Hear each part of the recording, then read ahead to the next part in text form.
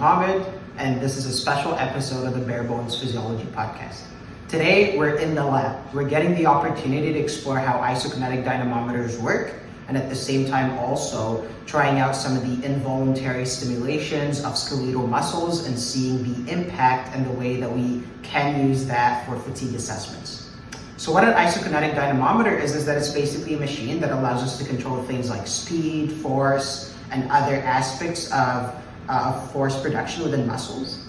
And what an isokinetic dynamometer also has, which is quite special, is that we can set it up in different modes. The mode that we're doing today is specifically with knee extensions, but you can also do dorsiflexions, plantar flexions. You can even set it up so that you're doing it on the arm in particular, so you can have arm movements there. So it's a very, very versatile device that we can set up for many different purposes.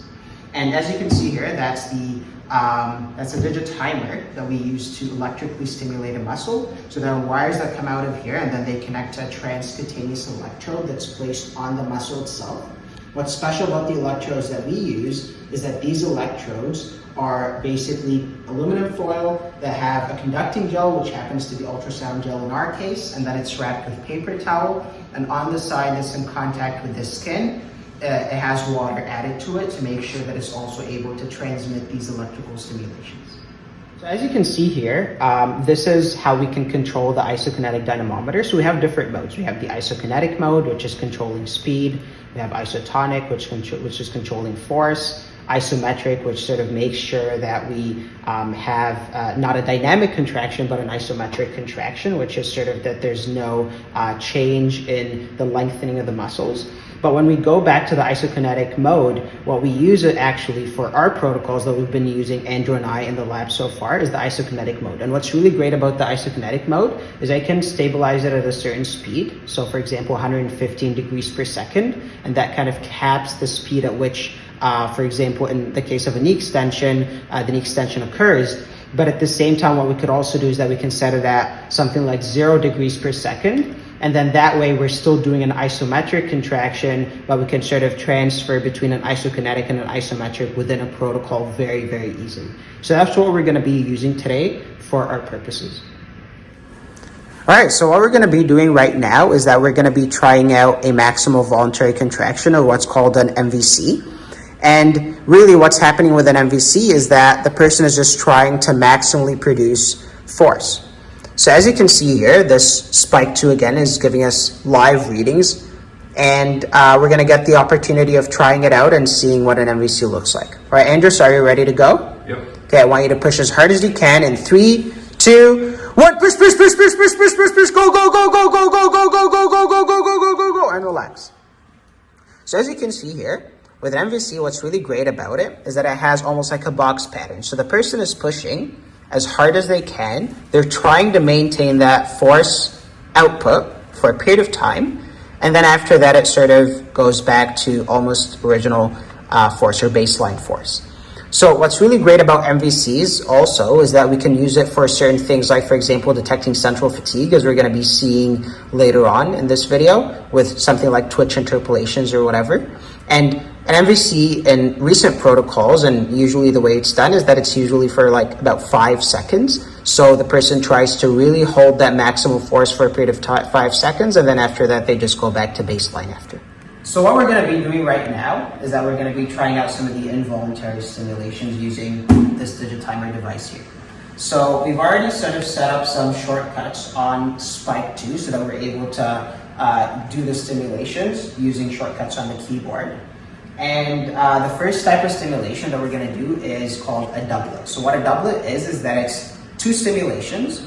It's 100 hertz, right? And sort of each stimulation is it's 2 stimulations, and they're 10 milliseconds apart from each other. So they happen right after each other. They go right in, and then they sort of are used for the purposes, again, of that twitch interpolation that we do to try and detect central fatigue.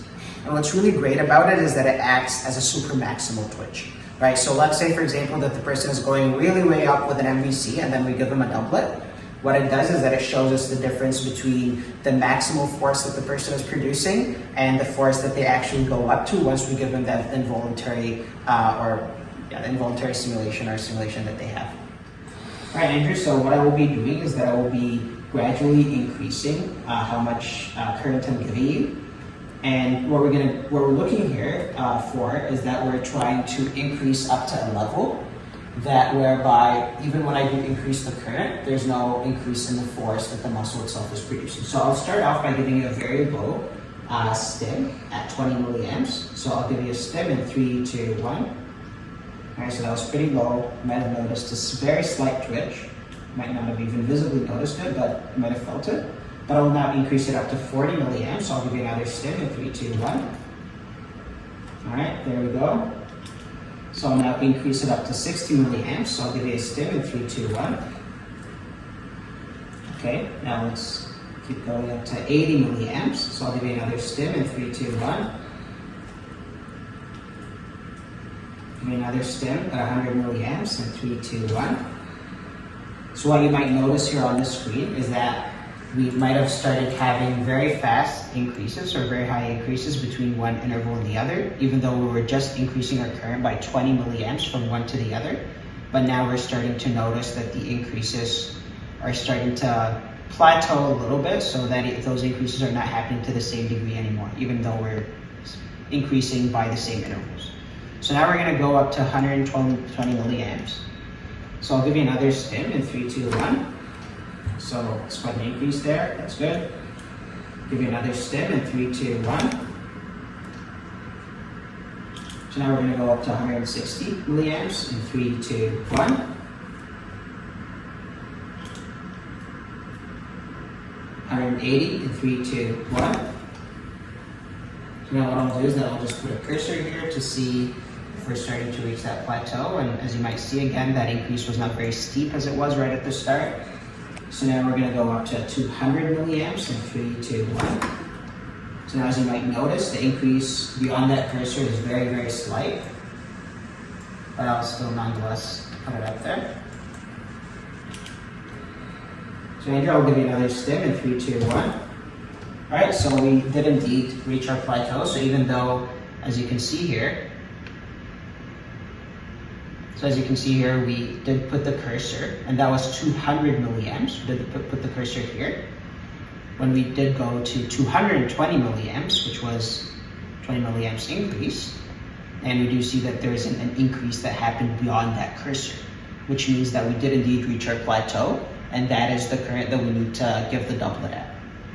And what we're going to do here is we're going to increase that number by 10%, and upon increasing it by 10%, then during a twitch interpolation, that's going to be the current that we give the participant. So the other type of stimulation that we're going to try out here is a 50Hz stimulation. And what's really great about 50Hz is that, as you might have guessed, it's stims that are happening right after each other. And it's happening over a period of, let's say, 1.5 seconds. But what 50Hz means is that it's 50 stimulations per second. So stims right after each other, 50 per second, so that's a total of about 75 stims over a period of 1.5 seconds. And what 50Hz stimulations, or even just tetanic stimulations, are used for, generally speaking, is that they allow us to detect peripheral fatigue or muscle fatigue as it happens. So if you think about it, if someone, let's say, is doing a bout of exercise, and then we give them 50Hz prior to starting that exercise, and then they do that exercise, and then we give them another 50Hz after the exercise. And then we do notice that there's a decrease that did occur. The current that we're giving them is the same, the frequency that we're giving them is the same, but there's nonetheless a decrease in force production. So the only thing that could mean is that even though we're giving them the same type of stimulation, there's a force decrease, and that means that the muscle's capacity itself is decreased in terms of force production, regardless of that stimulation that we're giving them. So that sort of allows us to understand a little bit more about muscle fatigue. So what we're going to be doing is now starting off with our protocol of trying to find what current we need to give the person for the 50Hz stimulation. Now, for some studies, what they do is that they set it at a margin of 50% of the initial maximal voluntary contraction, so trying to increase the current until the person gets up to 50%. For the purposes of this video, we're going up to 30% of the maximal voluntary contraction to kind of show you all how a tetanic stimulation looks like at around 50 Hz. So I'll be starting off at a really low current of about 20 milliamps to kind of get us started. So Andrew, I'll be giving you 50 hertz at 20 milliamps in 3, 2, 1. All right, so there's, as you can see on the screen, very slight increase in terms of force production. So Andrew, I'll give you another stim at 40 milliamps, 50 hertz in 3, 2, 1. So one of the things that you'll start noticing here on the screen is that there is almost a pattern that formed here, right? Even though, as I told you all, and as you can see here on the screen, it's stims right after each other, a total of 75, but there is something called a fused tannus. So what that means is that because the muscle itself is being stimulated at such a high frequency, that means that we're having this sort of almost maintenance of the force. And as you can see here, it's also very interesting because it almost gives us that same box pattern that we had right at the MVC. So now we'll increase the current up to 60 milliamps. So Andrew, I'll give you a 50 hertz, 60 milliamps in 3, 2, 1. So now we've reached around the 30%. So we're gonna stop our increase of the currents right there. But again, you can see here that we have a fused tannus. So that's what a 50 hertz looks like. So to kind of demonstrate the difference between what an unfused tannus is and a fused tannus is, as we saw with the 50 hertz, it was sort of almost like a box pattern. So the person goes up, it's a straight line and then goes down. But with a 10 hertz, what you'll see is that it's an unfused tannus. And the reason why is because it's at a lower frequency, right? And it's about 10 stims per second. And if we're doing over a period of 1.5 seconds, then that'll be 15 stims per 1.5 seconds. So what we're going to do here is that we're going to give Andrew 10 hertz at the same current that we gave him the 50 hertz. So that's 60 milliamps. So Andrew, I'll give you 10 hertz in 3, 2, 1. So as you can see here, the muscle itself was sort of not holding, right? And so, when those contractions were happening, it was almost like a little bit over here. So let's see over here on the screen, exactly. So as you can see, it's going up and down, up and down, up and down, up until it goes to the baseline after the stims are over. And that really demonstrates to us the difference between a fused and an unfused tannus. So what we're going to be doing right now is combining all these different stims and force productions that we've done over the span of this video. So usually for testing patterns, what they do is that they have a doublet. So that's the same type of initial stimulation that we did right at the start. And then after that, we ask the participant, okay, I want you to push as hard as you possibly can in 3, 2, 1. And then they push, push, push, push, push. And as they're pushing at their maximum voluntary contraction, I give them a doublet as they're pushing. And that's sort of the twitch interpolation that I was telling you all about right at the start.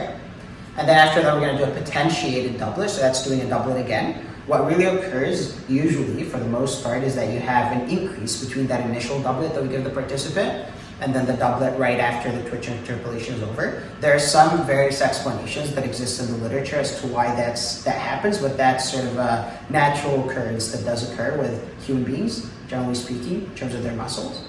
And then after that, we have the 10 hertz.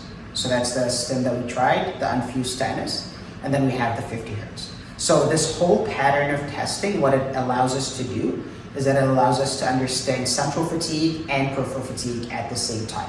So central fatigue being at the interpolated twitch and peripheral fatigue being at the 10 hertz and the 50 hertz.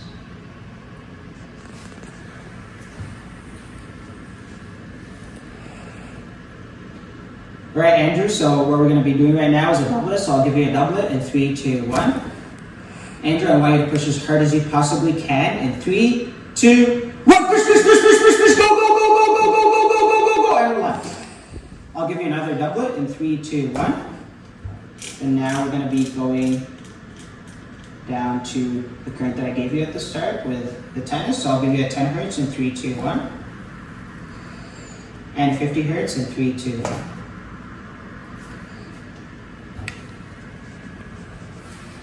So as you can see here with this pattern, we have the doublet as I mentioned. So that's the doublet that we give the person, the control doublet. And then after that, we have the twitch interpolation. As you noticed here, I might have given him 2 doublets, but that's really to make sure that we actually do get sort of a true representation of the person's maximum voluntary contraction as we give them this stim during their force production. So as you will notice here, there's a very slight increase between sort of their maximal voluntary contraction and the level that they've gone up to.